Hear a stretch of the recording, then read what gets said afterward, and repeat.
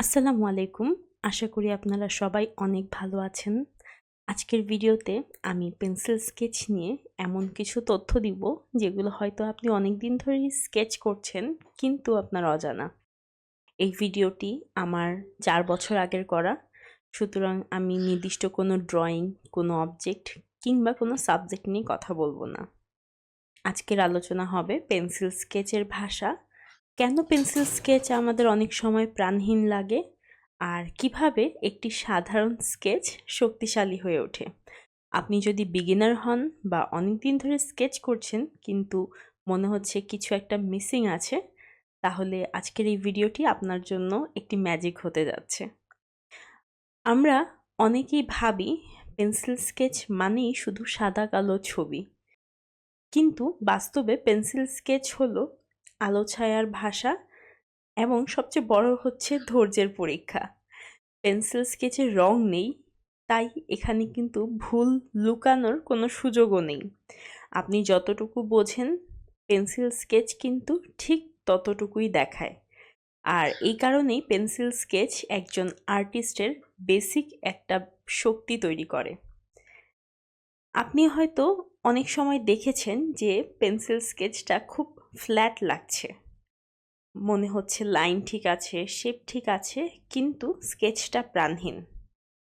এটি প্রধানত ৩টি কারণে ঘটে।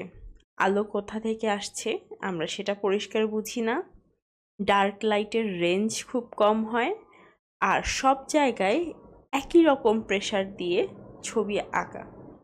পেন্সিল স্কেচে সবচেয়ে বড় ভুল হলো সব জায়গাকে সমানভাবে গুরুত্ব দিয়ে স্কেচ করা। বাস্তব চোখে সবকিছু কিন্তু কখনোই সমানভাবে দেখা সম্ভব হয় না। আর পেন্সিল স্কেচের 50% সৌন্দর্য আসেই যখন আপনি পেন্সিলটাকে কন্ট্রোল করতে পারছেন। সেই থেকে একই পেন্সিল দিয়ে আপনি খুব হালকা টোন, মাঝারি টোন, ডিপ শ্যাডো তৈরি করতে পারেন। কিন্তু সমস্যাটা শুরু হয় যখন শুরু থেকেই খুব বেশি প্রেসার দিয়ে জোরে আঁকা হয়। মনে রাখবেন, পেন্সিল স্কেচে ভুল ঠিক করা যায়, কিন্তু খুব বেশি প্রেসার দিয়ে আঁকলে সেই সুযোগটা কিন্তু চলে যায়। আর সবচেয়ে ভালো অভ্যাস হলো প্রথমে খুব হালকা করে লেয়ার দেয়া এবং পরবর্তীতে পেন্সিলের গ্রেড অর্থাৎ 2B, তার থেকে 4B, 6B, 8B, এইভাবে আস্তে আস্তে ডার্কে যাওয়া। আর বিগিনারদের একটা কমন সমস্যার কথা বলবো, সেটা হচ্ছে সবকিছু লাইন দিয়ে বোঝানোর চেষ্টা। কিন্তু বাস্তবে পৃথিবী লাইন দিয়ে না, পৃথিবীও কিন্তু টোন দিয়েই তৈরি। একটা ভালো পেন্সিল স্কেচে লাইন খুব কম এবং টোন অনেক বেশি থাকে। আপনি যদি স্কেচকে সফট কিংবা রিয়েলিস্টিক করতে চান, তাহলে শুধুমাত্র লাইন নয়, শ্যাডো আর গ্রেডিয়েশন নিয়েও ভাবতে হবে। এবার কথা বলবো ফিয়ার অফ ডার্ক নিয়ে। অনেকেই আছেন স্কেচে ছবিটাকে ডার্ক করতে ভয় পান। মনে হবে যে ডার্ক করতে গেলেই বুঝি আমার ছবিটা নষ্ট হয়ে যাচ্ছে, তাই শুরু থেকে শেষ পর্যন্ত খুবই লাইটভাবে স্কেচটা শেষ করে। এর ফলে কি হয়, স্কেচ খুব সুন্দর দেখা যায় হয়তোবা, কিন্তু ছবিটা একদম ফ্ল্যাট হয়ে যায়। সবসময় মনে রাখতে হবে, ডার্ক ছাড়া কিন্তু লাইটের কোনো দাম নেই। যেখানে সবচেয়ে বেশি ডিপ শ্যাডো দরকার, সেখানে যদি আপনি থেমে যান, তাহলে কিন্তু স্কেচটা একদম অসম্পূর্ণ থেকে যাবে।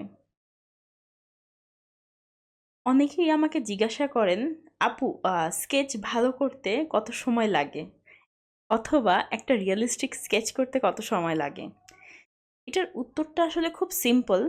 আপনি যত বেশি সময় দিতে রাজি, সেটা তত বেশি ভালো হতে রাজি। পেন্সিল স্কেচ কোনো তাড়াহুড়ার আর্ট নয়, এটা ধীরে ধীরে কাজ করা শেখায়, আপনার চোখকে ট্রেন করে এবং আর্টিস্টদেরকে শান্ত করে। এজন্য বিগিনার লেভেলে বা একদম বেসিকে আমি সবসময় আমার স্টুডেন্টদেরকে পেন্সিল স্কেচ নিয়ে অনেক বেশি প্র্যাকটিস করার জন্য এনকারেজ করি।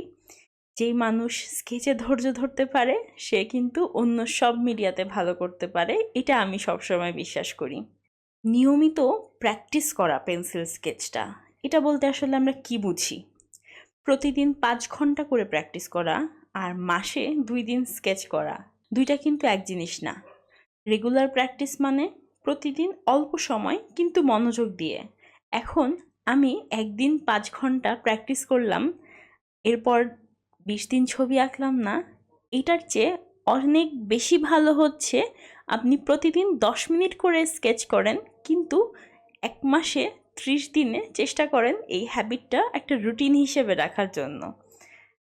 20 মিনিট খুব কনসেন্ট্রেশনের সাথে স্কেচ করা কিন্তু 2 ঘন্টা অমনোযোগী হয়ে স্কেচ করার চেয়ে অনেক বেশি কাজে দেয়। শেষে আমি একটা কথাই বলবো, পেন্সিল স্কেচ কখনোই শুধু বিগিনার লেভেলে না। এটা এমন একটা ভাষা যেটা আপনি যত বেশি শিখবেন তত বেশি গভীর হবে। আপনার স্কেচ যদি আজ ভালো না লাগে তার মানে আপনি খারাপ আর্টিস্ট নন, তার মানে আপনি শিখছেন। এই ভিডিওটা যদি আপনার কাজে আসে তাহলে অবশ্যই কমেন্টস করে জানাবেন, আর পরবর্তীতে নতুন কোনো ভিডিও পেতে আঁকিটুকি অফ ফারহিনার সাথে থাকবেন। আর কমেন্টে কিন্তু জানাতে ভুলবেন না পেন্সিল স্কেচে আপনার সবচেয়ে বড় সমস্যাটা কোথায় হয়। দেখা হচ্ছে পরবর্তী ভিডিওতে। আল্লাহ হাফেজ।